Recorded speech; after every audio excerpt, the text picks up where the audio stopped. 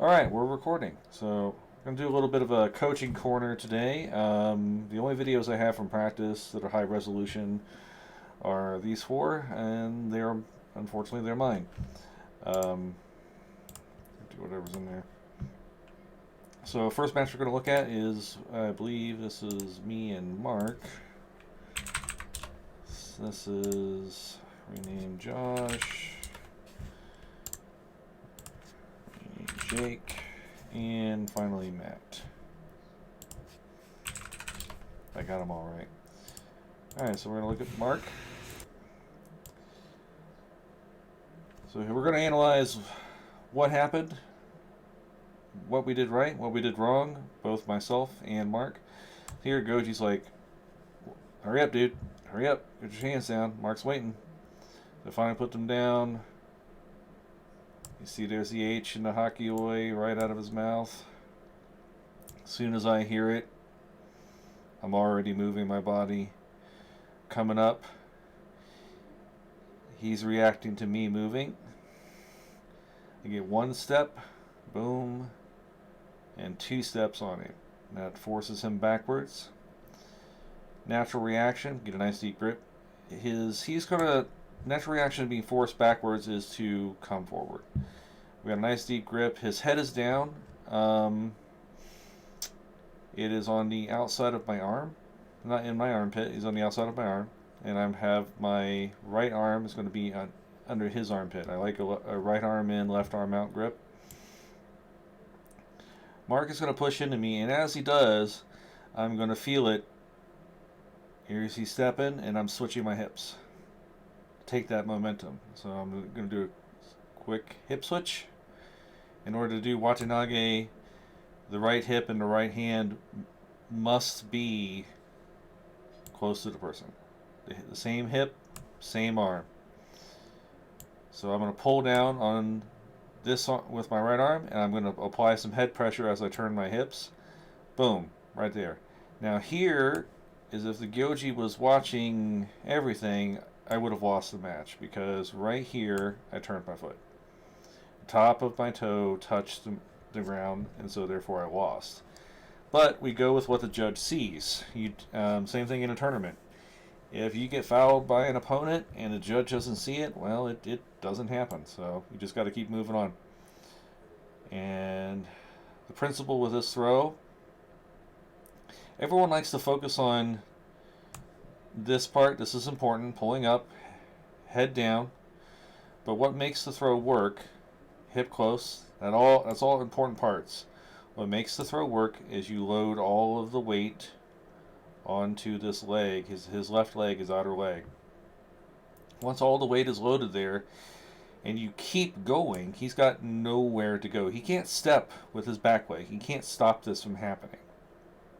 Now, some people will hop. They will hop on this outer leg, and what you would do, or what I would do in this situation, is this is my right hand, this is my right hip. I would glue my right hip to them and make sure they could not step down with this right leg at all. I would just keep following them and walk them in a circle and keep moving, and eventually this is what happens. All the weight's loaded, he keeps going forward, and he will fall. So good start with Mark. Had he come up, his head up just a little bit more, and had been at more of a 45-degree angle with his Tachiai, here's where the problems begin. That's alright, because he's a brand new wrestler, so he's got some freestyle, folk style wrestling habits that he has to get rid of that are not going to help him in sumo, and looking down is one of them. So chest to chest with me, having his forehead in my jaw would be preferable, but at least, head to head with me, chest to chest, and doing what he could. If that's the game he wants to play. If he wants to play the belt game, then that's where he has to kind of go. Alright, we're pretty much done with that one. Alright, now we're going to look at Jake. There we go. Jake's going to show Coach that Coach forgot to do some important shit when wrestling a big guy. So we're Hakioi, we both go. Come up, put my hand. I could not control his arm. I should have. Go to have two hands on the belt. Problem is, I let him have two hands on mine. In my hubris, I forgot all the other matches I've had with Jake and how he picks me up right off the ground. I go to turn, take this nice big step back. And that's more of a shallow step. I take a step back and go to turn him. I should have either hooked my leg inside. I should have done something else to disrupt his balance here. And because I narrowed my hips, that just made it easier for him. And he's going to pick me right up, and I can't do anything. So lesson learned here is after Tachi, I immediately break grip. Come back with my left hand, break his grip. So that way he only has one hand on my belt. And then I can work to the inside and try to do something else. But this is not going to cut it. Especially not since Jake's been wrestling me long enough to know my tricks.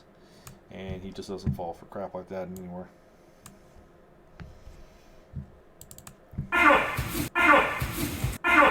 Alright, well, we got to see that several times because I couldn't find out what a pause button was. So Hakio is called. Both come up. Taking a step forward. Josh takes about a half step. I got a full step in. And about a step and a half / 2 steps. Push him back. And now I don't push him back as far as I would like to. I usually like to hit harder. And he did a good job of hitting me and meeting me.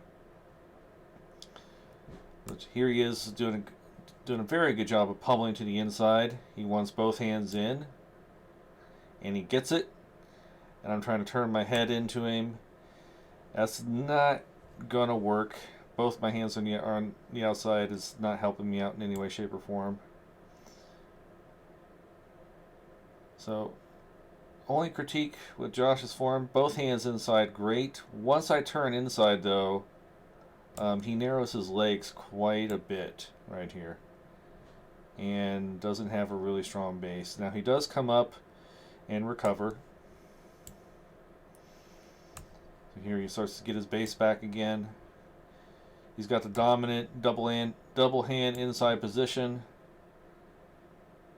And he's going to turn me pretty easily. He takes a nice step.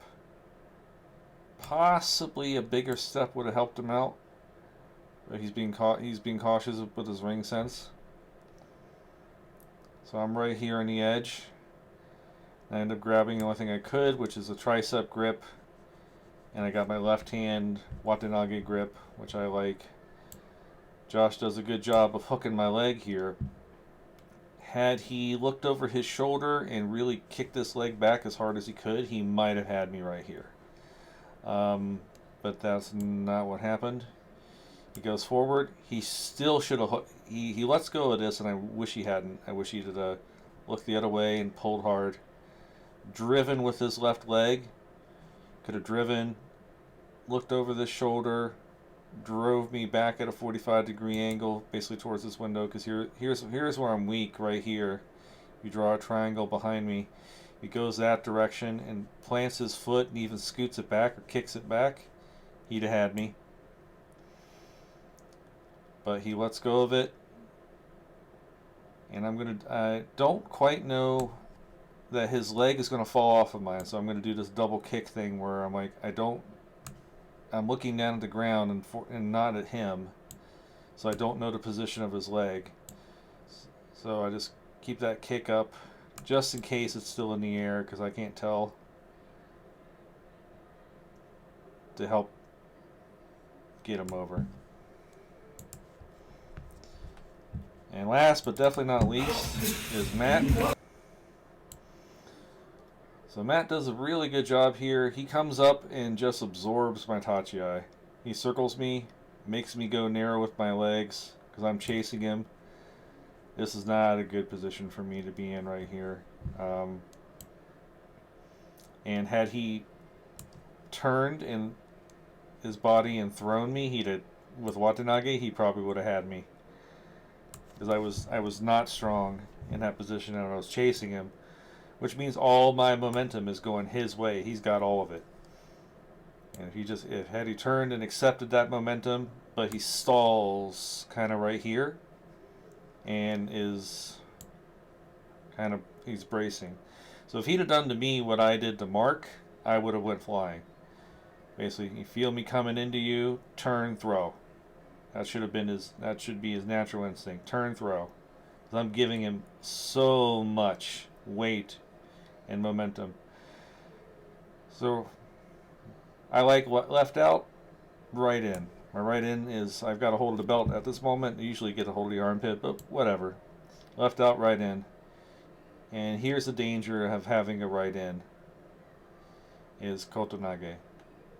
Coach Darius worked with everybody with Kotonage that day. So Mark's going to go ahead and try to turn. As soon as I feel him going for it, I let go, and I start sneaking my arm around his body and going as deep as I can. I'm going to split his legs. Splitting his legs. See, he's going to try to turn his body. Right here, he's trying. And as soon as I put my hips in, I block him from turning. Right there. I block his momentum. I split his legs. Now I'm forcing him to go backwards. We get a little caught up here on the edge. Still pushing off a little bit with my right leg. And here's where it ends. Yeehaw. Ring sense. Jump in the air if you have to.